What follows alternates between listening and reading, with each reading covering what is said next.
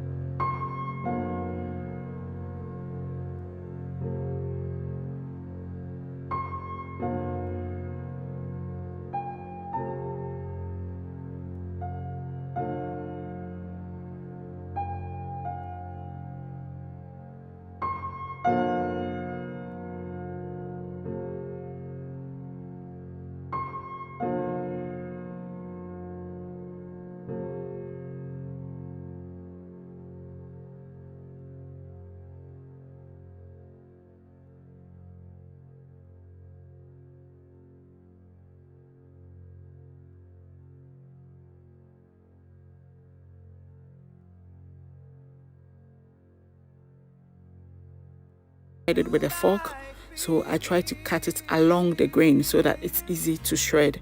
But sometimes I can't find I can't find the along the grain or across the grain. I just can't make it out. It just confuses me. So if you observe, I'm trying to see which is which. So in the end, I'm like, I wouldn't even bother. Okay, so just let me just cut it anyway, and then I'll just shred it. However, it turns out or it comes out. Okay, so I'm cutting it into big chunks here. Then I add it to my saucepan, right? Then, yeah, I'm going to steam this. Okay, I'm going to steam this with some spices. Okay, I'm going to use my spice cubes. Okay, to steam this. Right, I added. This has got so many. I will link the recipe down below for you to see. It's got almost everything on this earth in that thing. It's so delicious. Okay, so I'll steam it, and once it is cooked, I let it cool down, right, a bit, not a lot, a bit, if you can. I couldn't wait, but I let it cool down, like, so that it's easy on my hand. It's easy to touch. It's not cold, yeah, but it's a bit warm. So yeah, I try and shred it with a fork, as I told you, but because I didn't get the direction I wanted, it's proving quite difficult, so I'll eventually have to resort to using the knife to slice them into pieces. Okay, so when you're able to get the direction of the grain right, like this one, I got this one right, so it was easy to shred. You find that you get a whole lot meat for your shredded beef jollof rice. So the idea of this recipe is that you find shredded meat, or you find tiny pieces of meat everywhere, like not everywhere, but sort of, it's like it is scattered, well scattered, I mean, like well populated in the rice. Okay, so this is how I eventually got it, but normally I get it smaller than that. If you can, that's perfect. Okay, so I set this aside, and then let me show you the rest of the ingredients. I'm going to be using some chopped onions, and this is my tomato sauce, which I have thawed or defrosted. Yeah, so in my well-trusted jollof saucepan, I add my sunflower oil, and I'm going to fry the meat. Okay, so I'm going to fry this until it is brown, right? We fry it until it is nicely caramelized, and once that is that, it's advisable, I would advise that you fry it in smaller pieces, not smaller pieces, I mean like smaller quantities, okay, so that it fries very well. If you load all of the meat into the oil, that little oil, it's going to cool down the oil, and it's going to take longer for it to brown, or for it to, fry to your desired consistency, like caramelized, as you say. So this is how it looks like now, and I will set that aside. Okay, it will be sitting down doing its own thing whilst I do the rest. So in goes in my chopped onions and my bay leaf. Okay, so this recipe is really, straightforward and easy. I have a lot of jollof rice stew on my channel, this one, and Bezelia God&Food as well. No, on Bezelia Food as well. So you can always, I'll leave the links in the description box for you to see. So I've added my more of the stock cubes, or my spice cubes, if I can call it that, and I'm adding some chilies. Okay, this is chili powder. It is really hot. I bought this from a Chinese shop, and I don't know why it's so hot, right? It's like, afterwards I even regretted putting that much because it was so hot. I even couldn't handle it myself, but then it was so good. Okay, I love heat. I love just a chili. So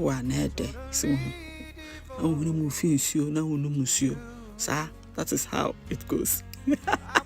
So I add in my tomato sauce, and yeah, give it a stir, and I'm going to cover it for it to simmer. Okay, so here I've added passata. If you watch my videos, and you see that I almost always add passata to my tomato bases, okay, because to me it's a substitute for tomato puree. I prefer to use that to using tomato puree. So yeah, it will give me the color if I want color from tomatoes or something. Yeah, And sometimes too, my tomato sauce is not enough, so I just use that to support it.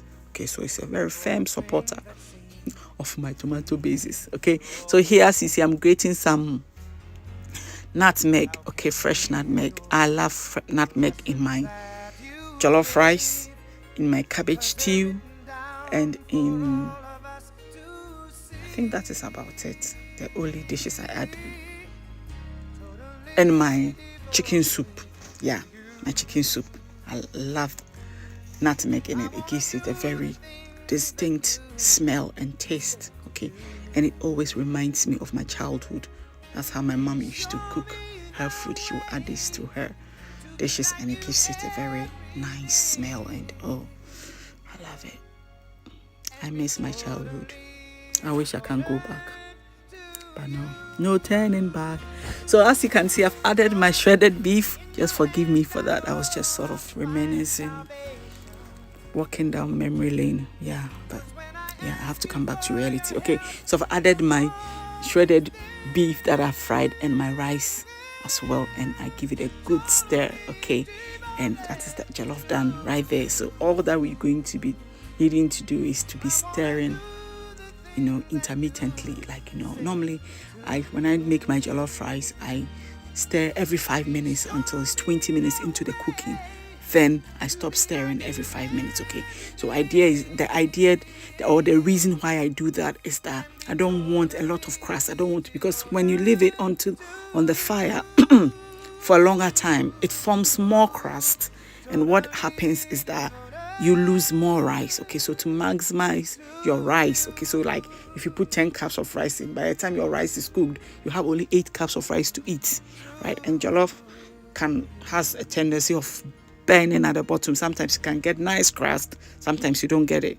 Okay, so I always love to stir it and scrape the bottom every 5 minutes so that the crust don't form so early. So like 20 minutes into the cooking before the crust will start forming. Then I give up on it, because whatever I do, it will form anyway. So yeah, so here it is.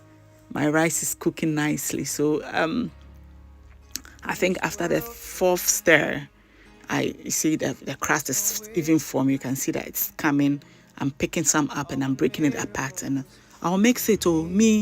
At this time, the crust, I will mix it. I'm not going to take it out. You are going to form part of this rice. Just say, we are going to eat you, Ankasa. You have nowhere to go.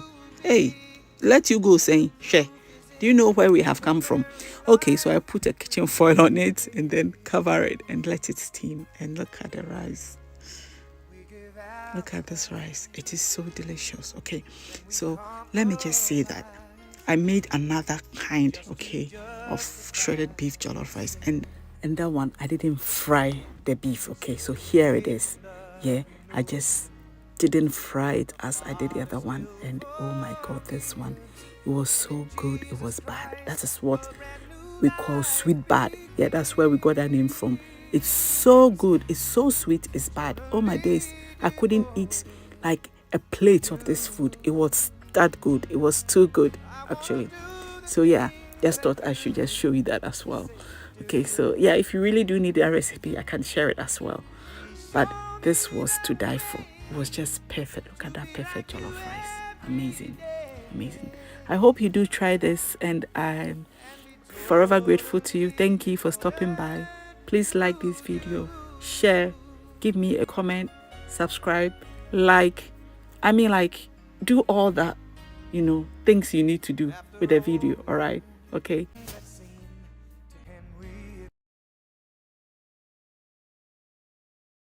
Hello, welcome back everyone. Hope you're all doing great by God's grace. So today is day 2 of the 12 days of Christmas, and as I said yesterday, we are going to be making our jollof rice today, right? So before I go, I just want to introduce to you my other channel.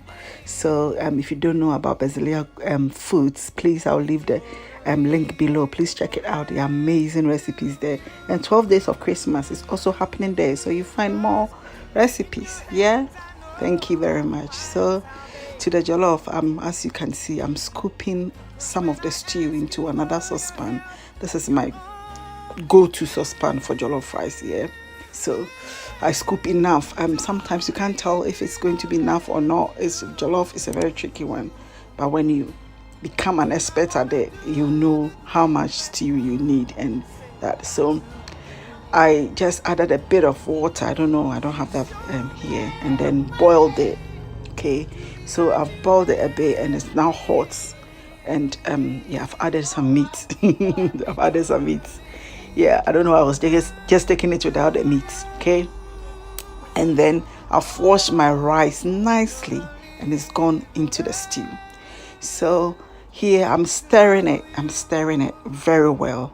And I'll just show you, it is very difficult to tell someone, to teach someone what your consistency, like the quantity of stew and rice should be. To me, is difficult. So this is the best way I'll be able to show you guys if you're not very conversant with cooking jollof rice. Your jollof rice is soggy or it's too hard or that kind of thing, right? So once you get a stew into it, you just add a bit of water to it, right? We did that at the beginning, and this is how it should look like. You see, when you scoop it with a spoon, it should fall off the spoon like that, you know, and it should be that loose as you can see it. So if you can, there shouldn't be a lot of stew on top of it. It's going to be soggy if it's that way. It should be just as you see it here, a little bit, right? And you cook it. So I cook it for 5 minutes on low heat, like medium heat, not low heat, medium heat. Then I stir it because that is the time is beginning to form crust. So I don't want a lot of crust under my, like, you know, jollof or in my saucepan. By doing that, when you allow that, you lose a lot of rice. You see, times are hard. You have to save some. So just 5 minutes into the cooking, I go in and I scrape everything that is now forming. By then, it's not very black or it's not, like, you know, very hard crust. It is like it's just about to cook. So I do that like every 5 minutes to stir it until the rice is about 80% cooked. Then I leave it on low heat. I put kitchen foil on it and I cover it. I do that so that the heat is trapped in. Then it can, you know, it can just circulate around the rice. That is my idea of what is happening in there. I'm not very scientific, but yeah. Then it can cook all the, you know, a bit of raw rice. The 20% that is left, we need to get it all cooked, right? So I go in again and I stir it a bit more, right? Then I cover it again with the kitchen foil for about another 5 minutes. Then, as you can see, it's just getting better. It's just cooking, you know, nicely and perfectly. Then my parchment paper will go on just to trap the you know, the water, the condensation that is going to be happening, so that your rice doesn't get soggy around the sides. And no, that thing is not nice. What kind of life is that? Yeah. So yeah, that will stop that. So as you can see, the jollof rice is just coming together. Yay! The jollof rice was beautiful, I tell you. Jollof rice, when you're having jollof rice, one of the things that you shouldn't ever eat jollof rice without is fried plantains. Yeah, because the two of them, they are like, you know, Adam and Eve. Hey, it is nice keke, right? Otherwise, you get some, you know, salad that is not very happy bikra. It will still be nice. You just, you know, give it a little bit more of how do we call that thing? The cream thing. What is it called? Mayonnaise. Mayonnaise to the salad. Yeah, and that will make it very, very nice, right? So yeah, so just right now all that I'm waiting for is for the food to be, you know, feel good in it, but like, you know, in its body, right? As you see, the plantain is happening across there. It's going to match pepper with this jollof rice. It was really delicious. So what you find in this jollof rice, because of the stew, you remember yesterday the stew, how it was, you get there's this depth in there. When you taste the jollof rice, it's like layers upon layers upon layers of flavors, and it's just beautiful, just very nice. And you eat it and you're like, did I cook this jollof rice? Yes, you did. Just try it and you believe yourself, right? And I also like my meat to be small pieces, so that's like everywhere you pass you see meat, everywhere you pass you see. So as you're eating your rice, your jollof rice, everywhere you pass you see meat. So that's how I like it. That's why you see that my meat is like pieces of meat like that. I enjoy it that way. Okay, so I think that is about all. Our jollof rice is ready to be eaten by hungry little children and a big man. Yeah, media. Whilst I'm cooking, I'll be eating it. So by the time I finish, I'm full. Finish. Don't have any problem with anybody.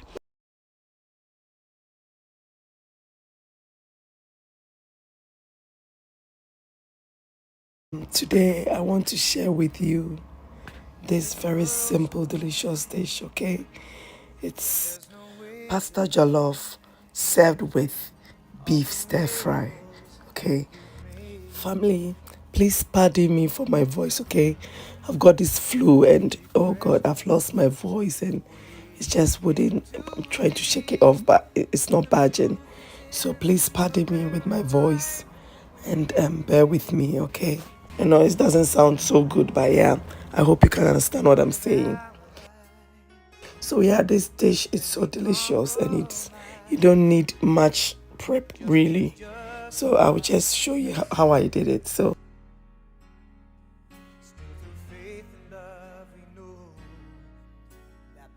let's just get into it. So here are my vegetables. I have some onions and 3 colored bell pepper or 3 colored, peppers, right? So as you can see, I'm showing I cut it in a particular way to mimic the way I cut my beef, okay? And the way the pasta looks like. So today I'm using tagliatelle pasta. That's what I'm using today. And here is my beef, okay? So here I'm going to be marinating my beef with some garlic, some corn flour, some vegetable bouillon. This is soy sauce, so I have the light soy sauce and the dark soy sauce, black pepper, and some olive oil. Okay, so what I'm going to be doing is I'm just going to massage this in.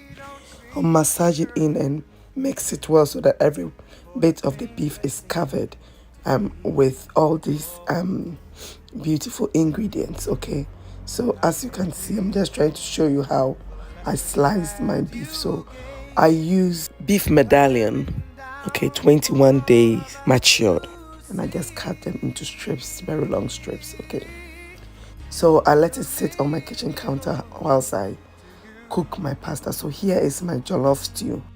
We're making pasta jollof, okay? So we need jollof stew. So next I'll be parboiling my pasta. So as I said, I'm using tagliatelle. Yeah, tagliatelle. Do you remember? If you're Ghanaian, that's what we call talia. Yeah, talia. Can you imagine? Yeah. So this pasta is best served with bolognese, okay? And since jollof stew is a bit like bolognese without the minced beef, so I thought, yeah, it will also go very well with the jollof stew. So tagliatelle, jollof, yeah.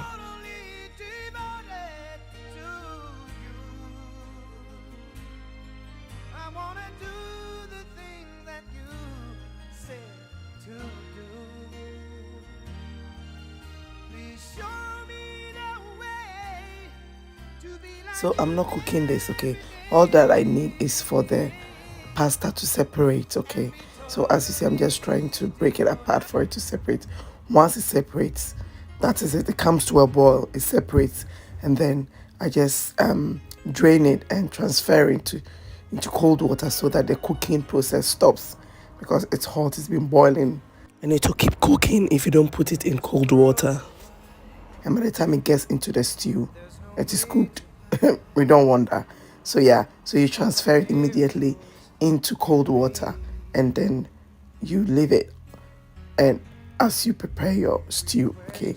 But here my stew is already prepared. So all that I need to do is to just reheat my stew, then transfer into the stew. So normally we use spaghetti for this recipe, okay? But I thought to use tagliatelle this time because it goes so well with bolognese, okay? So you can check out my jollof stew. I'll put the link down below for you to see, okay? So that if you want to recreate or just make this recipe, all that you need to do is make that jollof rice stew, and instead of adding your rice, you just add in your pasta, whatever pasta you have. Okay, so so now I added some salt to my stew because it's not so well seasoned enough, and I've now just transferred my spaghetti into the stew. Okay, so as you can see, I'm going to give it a good stir. This spaghetti, no, it's not spaghetti. This pasta is not cooked. Okay, I called it spaghetti earlier on because in my mind I'm making spaghetti jollof, so it's just, yeah, but it's pasta, it's not spaghetti. This is tagliatelle, so tagliatelle jollof, maybe I can call it that. So yeah, I just give it as to make sure every bit of the pasta is covered, with the stew, or the stew goes everywhere. Then I just cover it and let it simmer on medium to low. I always say medium to low heat. How can, well, maybe it works, but low to medium heat, okay, so that it cooks nicely. So the stew is going to cook the pasta, yeah. So it looks like jollof, normally the stew, we cook the rice in the stew to make jollof rice.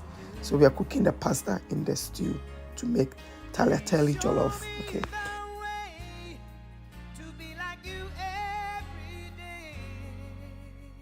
So here I'm just pan frying my beef, okay. So here it's best to pan fry your beef in smaller batches. That way you get the best tasty beef, okay. If you put all of it together and you pan fry it, it will just get watery and soggy, and it will be as if you've boiled it, okay. But when you do it this way, little by little, then you turn one side, and you sear each side of the beef. It's a bit of annoying job to do because they are so tiny and keep to, but then it's worth it because it is delicious. It tastes like you will love it. It's just, the taste is just delightful. You enjoy it, okay. So once that is done, I clean my wok and I add some olive oil, and then my onion goes in. So it's a quick stir fry, okay. I'm doing this because I don't have any meat in the stew, and I just thought maybe this will make it taste nicer, and actually did make it taste super nice. Trust me, you will love this, okay.